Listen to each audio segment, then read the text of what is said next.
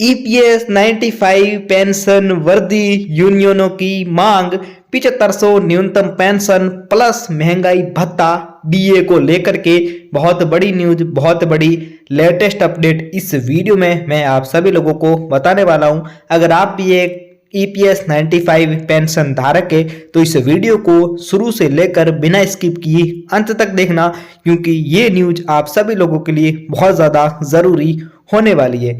Video को एक like ज़रूर कर देना। चैनल पर पहली बार पधारे हो, चैनल को सब्सक्राइब करके बेल आइकन को ऑल पे प्रेस कर देना, जिससे कि आने वाली वीडियो का नोटिफिकेशन आपको मिल जाए। इस चैनल पर आपको ईपीएस रिलेटेड सही और सटीक जानकारी दी जाती है।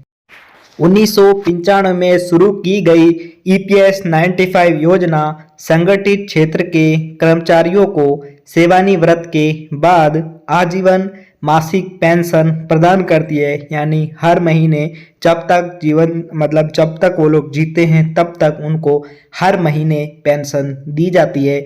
इसमें नियोक्ता का 8.33% जो है वो योगदान होता है, जिसकी न्यूनतम राशि 2014 से 1000 रुपये प्रति माह है। 2014 से ईपीएस 95 प्रत्येक यूजर को 1000 प्रति माह फिक्स राशि के रूप में पेंशन के रूप में पेंशनर्स को दी जाती है। पेंशन की गणना सेवा वर्षों और औसत वेतन के आधार पर की जाती है।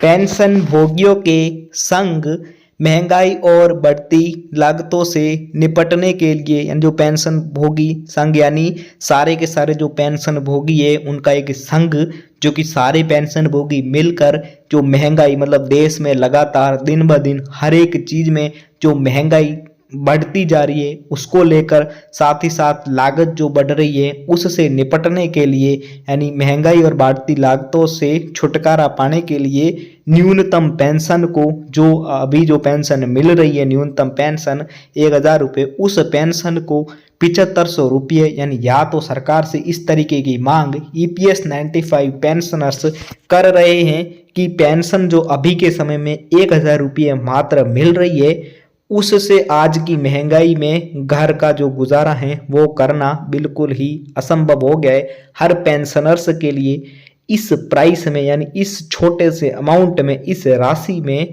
जो है वो गुजारा करना असंभव हो चुका है, क्योंकि महंगाई आसमान को छू रही है। हर एक चीज़ में बहुत ज़्यादा महंगाई बढ़ गई है, चाहे वो दवाइयों के खर्चे हो या फिर अन्य कोई भी खर्चा, वो सारे खर्चे बहुत ज़्यादा है। उसकी अपेक्षा पेंशनर्स राशि जो 1000 रुपये वो बहुत ही ज़्यादा कम है। इसीलिए न्यूनतम पेंशन को या तो 7500 रुपये करो, इस तरीके की मांग सरकार के सामने रखते हैं, या फिर उससे अधिक करा जाए, यानी या तो 7500 तो कम से कम करो ही करो, और अगर हो सके तो इससे अधिक भी कम से कम करने की कृपा करें। इस तरीके के यहाँ पर जो है वो सरकार के समक्ष रिक्वेस्ट की जाती है, उनसे अनुरोध किया जाता है कि 7500 रुपये या उससे अधिक पेंशन करने की जो है वो कृपा करें आप लोग। उसके साथ साथ महंगाई भत्ता डीए देने की मांग भी कर रहे हैं।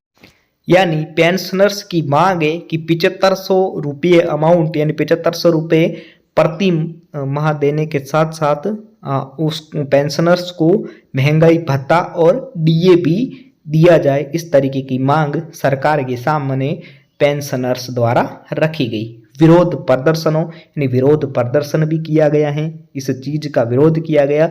जो पेंशन मात्र 1000 है 2014 से, उसको बढ़ाने को लेकर के विरोध प्रदर्शन किया जा रहा है।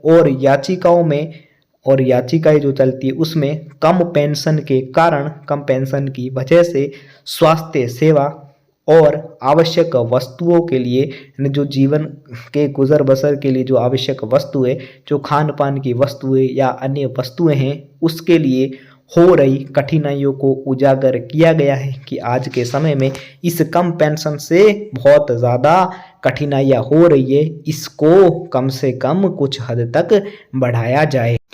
वर्ष 2025 के अंत तक न्यूनतम पेंशन 1000 प्रति माह ही रहेगी, यानी 2025 के अंत तक, यानी कि अब कुछ ही दिन बचे हैं। 2025 तो वैसे अंत हो ही गया है, कुछ ही दिन ही बचे हैं, तो इसमें यहाँ पर पेंशन बढ़ोतरी नहीं होगी, इसमें वही पेंशन रहेगी। बाकी 2026 में जो वो पेंशन को लेकर के कुछ अपडेट आ सकता है, कुछ न्यूज आ सकती है, कुछ पेंशन को बढ़ाने को लेकर विचार किया जा सकता है। 2025 तो पेंशनर्स की उम्मीद पर यहाँ पर पानी फेर कर गया है। कई सालों से पेंशनर्स मांग कर रहे हैं, लेकिन उस मांग को अभी तक पूरा नहीं किया गया है। ईपीएस फंड में बीमा संबंधी घाटे के बावजूद सरकारी सब्सिडी इस स्तर को बनाए रखने में सहायक है। सरकारी पेंशनों के विपरीत इस पर महंगाई भत्ता लागू नहीं होता है।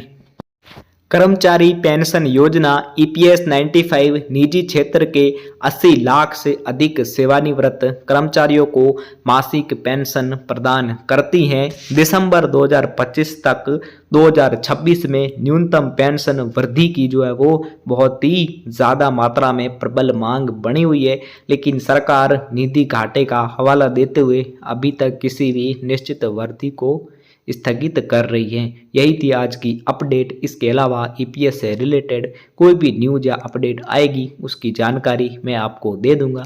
उसके लिए आप हमारे चैनल को सब्सक्राइब करके बेल आइकन को ऑल पे प्रेस कर दीजिएगा, ताकि आपको आने वाली वीडियोस का नोटिफिकेशन मिल जाए। इस चैनल पर आपको सही और सटीक जानकारी दी जाती है, और इस वीडियो को अपने तमाम सहयोगियों के साथ शेयर ज़रूर से कर दीजिएगा।